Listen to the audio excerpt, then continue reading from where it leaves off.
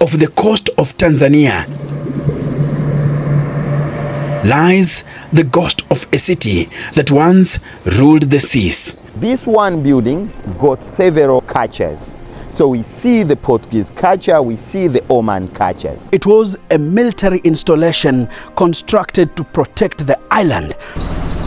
This was Kilwa Kisiwani, the richest, most powerful city of the Swahili Coast. Does this represent the presence of Arabs? It means Arabs were here. Yes. This representing the presence of the Arabs from Persia, from Saudi Arabian countries. Here, gold from Africa's interior flowed out to Arabia, Persia, India, and even China. I mean, money for the first time in Kilwa was introduced around 11th century, 1,000 years ago.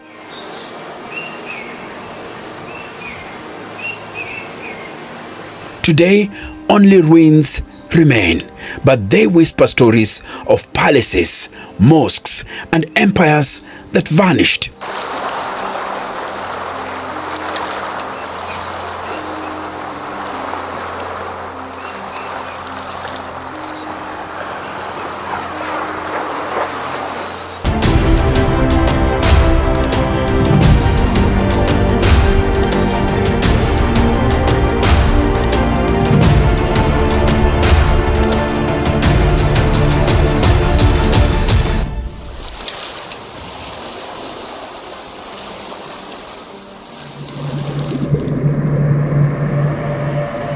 A boat ride from the mainland of Kilwa Masoko in southeastern Tanzania opens us up to a world lost in time. They constructed the mosque and they named it Malindi Mosque to memorize the place they came from.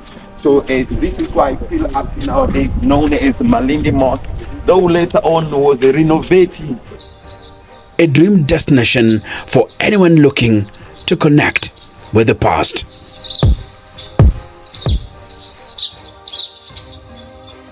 Standing majestically across the channel is the Gereza Fort, constructed thousands of years ago to serve as a shield for the ancient island.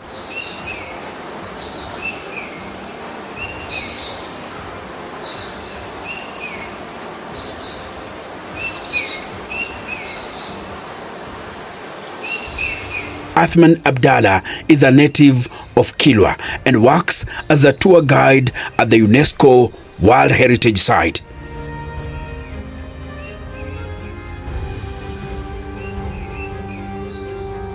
And they were Muslims. Then they said, okay, we have to construct a mosque. As he guides us through the ruins, each stone and pillar tell a story of civilizations risen and fallen, of conquest and triumphs by Shirazi Arabs, Portuguese, and Omani sultans.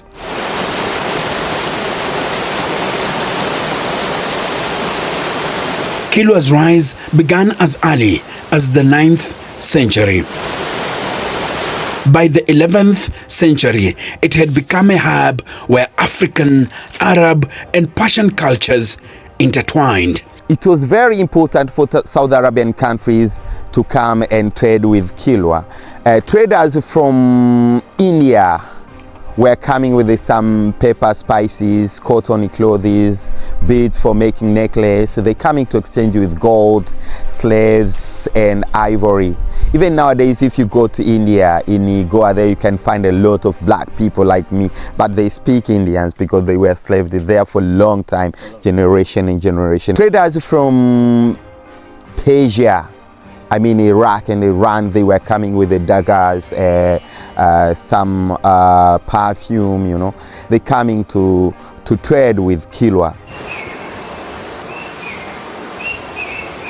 From here, rulers controlled Sofala, the gateway to the southern gold trade, making Kilwa a city of unmatched influence. Its people were Swahili, descendants of Bantu Africans who mixed their language and culture with Persian and Arabic traditions.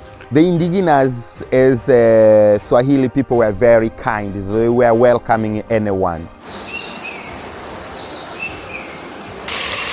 Islam took root, shaping architecture, law, and daily life.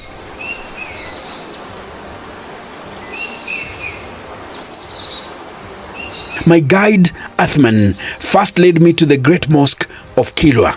Looking at this mosque, yes. Where's the direction to Makkah? Okay, this is a mihrab, and mihrab shows Mecca direction. For every mosque should have a mihrab, and mihrab shows Mecca direction, where all prayers for Muslims are supposed to pray towards Mecca. Built in the 11th century and expanded in the 14th, it is one of the oldest standing mosques on the East African coast. Does this represent the presence of Arabs? It means Arabs were here. Yes, this representing the presence of the Arabs from Persia, from Saudi Arabian countries. Also, the main thing is representing the Islam on this island. Its coral stone walls still hold fragments of porcelain imported from China, a status symbol for the elites of Kilwa. The biggest mosque into stone structure was constructed for the first time around the 11th century. Was constructed by someone called Hassan bin Ali. Hassan bin Ali came from Iran, from the town called Shirazi. He came, he bought the island from local chief, and then for the first time he introduced the sultanate, he introduced the copper coins, money for the first time in Kilwa was introduced around 11th century, 1,000 years ago, and then introduced the stone buildings. Before that there were buildings which were constructed into, the wall comes from mud and the roof were coming from palm leaves, but around the 11th century stone buildings started to be constructed. It stands as a testament to the island's spiritual and architectural grandeur.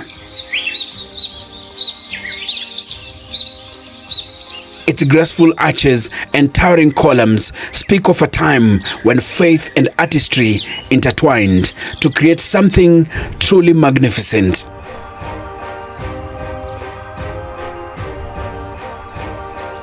According to UNESCO, its Great Dome was the largest dome in East Africa until the 19th century. Imagine this hall filled with merchants and rulers, prayers echoing beneath the domes as deals were struck that moved gold and ivory across oceans. In general, Kilwa Kisiwani had good connections with Asian traders before 7th century AD. And those traders, when they are coming to Kilwa, they were like coming with the seasonal winds. We call trading winds. So as when they sail from Asia, they come here. They like trading here. After trading, they wait for the wind in order to go back Asia. The wind to change, They wait for the southern monsoon in order to go back Asia. By the time they wait here, they were practicing on their traditional way of life just for praying, like praying in Islam way. Some of them were Muslims. For this case, when they were praying, they were influencing other people to become Muslims. Eventually, some community on the islands became Muslims. And then, for this case, since 7th century AD onwards, Kilwa became part of Muslims people or Islamic trading islands. So as from that time onwards, several mosques constructed up to 18th century. This mosque shows us that Kilwa and Africa were not isolated. it was connected to the Islamic world. Arabia, Persia, India. This is where faith met trade. The sultans who ruled the island constructed 2 palaces from where trading activities were organized.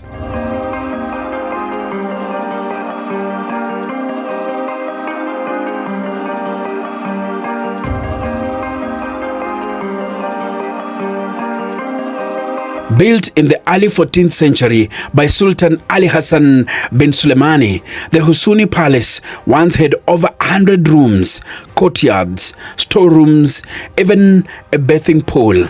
It was once the largest pre-modern structure in sub-Saharan Africa. From here, Kilwa Sultan could look over the sea, controlling those laden with goods. The other palace was this one here, the Makutani Palace. Standing here, it's easy to picture the grandeur.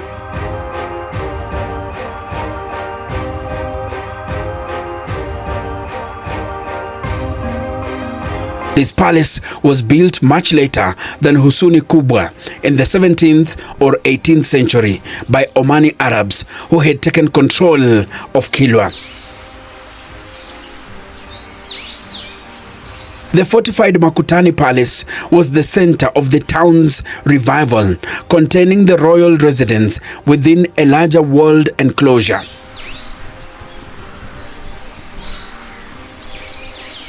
The enclosure was also likely used to store trade goods and house enslaved people before they were shipped to Zanzibar.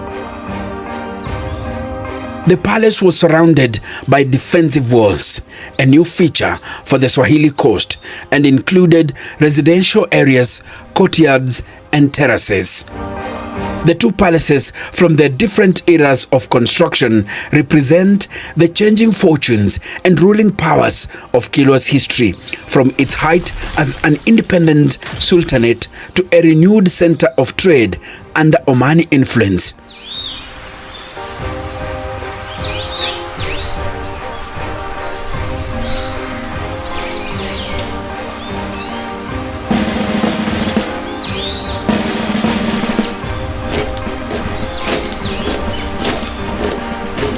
Then came the Europeans.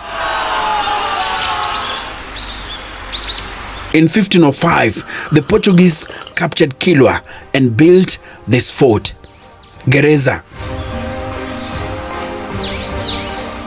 They wanted control of the gold trade and the sea routes.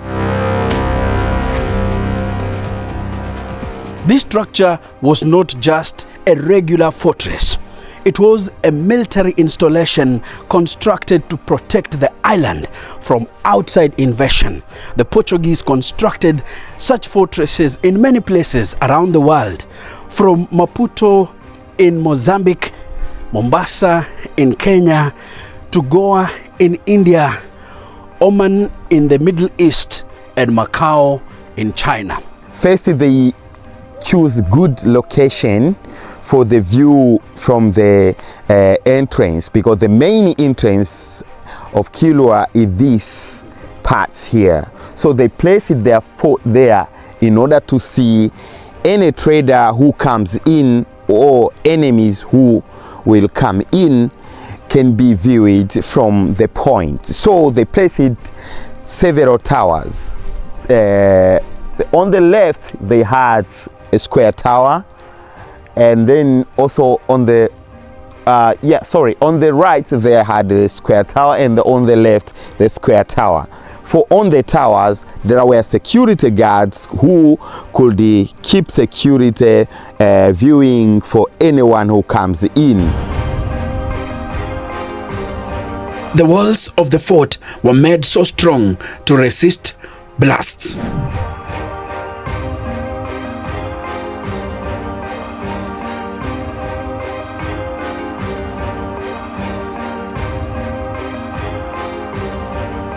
As we see several holes for protection tactics, such as the middle wall. If someone comes, they can use a gun or cannon to shoot So as we see there, the big holes. Yeah, so the small holes, they can just place the guns and shoot from inside to outside. The military castle was a subject of serious fights between the Portuguese and the Arabs. Whoever controlled the fort ran things on the island.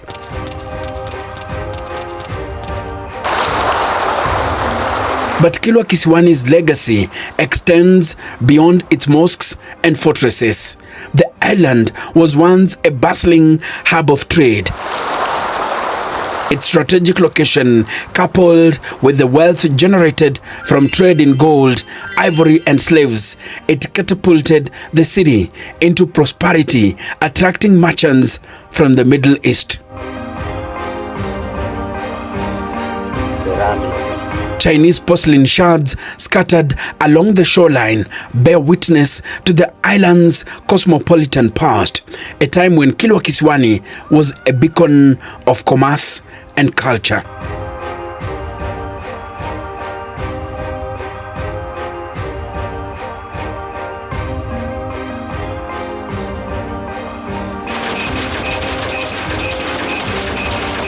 The gold on the island came from the nearby the Great Zimbabwe.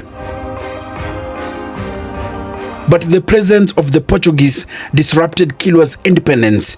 Trade routes shifted, politics fractured, and slowly the city began to decline. By the 18th century, Kilwa was a shadow of its former self. Kilwa's ruins are not just stones. They are testimony that Africa once built thriving cities long before colonial narratives tried to erase that truth. They could move across to the mainland, so they search those stuffs. In 1981, UNESCO declared Kilwa Kisiwani a World Heritage Site, but erosion and neglect still threaten its survival. That is a security hall, and that is a tower. Just on the tower, they were placing the canoe. Standing here, I feel awe and responsibility. These ruins remind us that Africa was connected to the world centuries ago, not as a passive recipient, but as an active power. Kilwa may have fallen silent, but its story still speaks. A story of ambition, wealth, connection, and loss.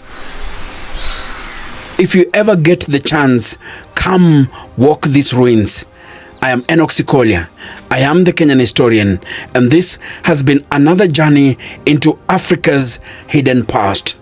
Don't forget to like, share, and subscribe, because history lives when we tell it.